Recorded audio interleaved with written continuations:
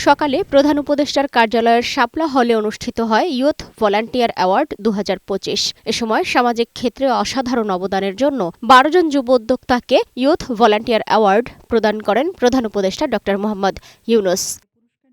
যুব উন্নয়ন ও কর্মসংস্থানে অসাধারণ অবদানের জন্য ৩ জন, শিক্ষা, বিজ্ঞান, তথ্যপ্রযুক্তি ও কারিগরি ক্ষেত্রে অসাধারণ অবদানের জন্য ২ জন, দেশপ্রেম, বীরত্ব ও সাহসিকতার ক্ষেত্রে অসাধারণ অবদানের জন্য ২ জন, জ্যেষ্ঠদের প্রতি আদর্শ সেবা, সমাজ কল্যাণে অবদানের জন্য ৩ জন এবং ক্রীড়া, কলা ও সংস্কৃতিতে উল্লেখযোগ্য অবদানের জন্য ২ জনকে মনোনীত করা হয়।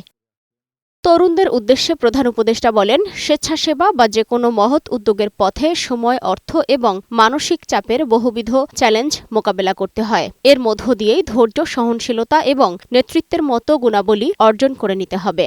স্বাস্থ্য খাতে তোমাদের একটি ক্ষুদ্র উদ্যোগ হাজারো শিশুকে রোগমুক্ত রাখতে পারে।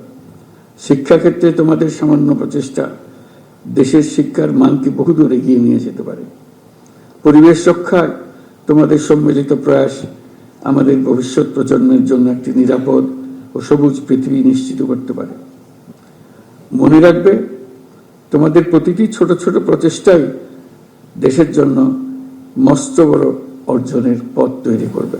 যুব সমাজের মেধা, শক্তি এবং সৃজনশীলতা দিয়ে সমাজের ও দেশের উন্নয়নে ভূমিকা রাখার আহ্বান জানান প্রধান উপদেষ্টা। বলেন, তরুণরা সক্রিয় থাকলে দেশের কোনো সমস্যাই অমীমাংসিত থাকতে পারে না।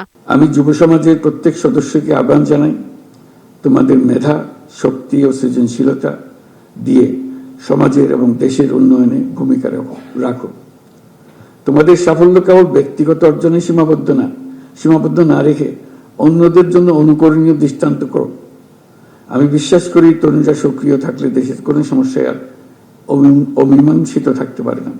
যুব ও ক্রীড়া মন্ত্রণালয়ের ব্যবস্থাপনায় যুব কল্যাণ তহবিল আইন অনুযায়ী 5টি ক্যাটাগরিতে 12 জন যুব উদ্যোক্তাকে এ অ্যাওয়ার্ড প্রদান করা হয়। পুরস্কার হিসেবে তুলে দেয়া হয় নগদ 1 লক্ষ টাকার প্রাইজ বন্ড, সম্মাননা ক্রেস্ট এবং সার্টিফিকেট।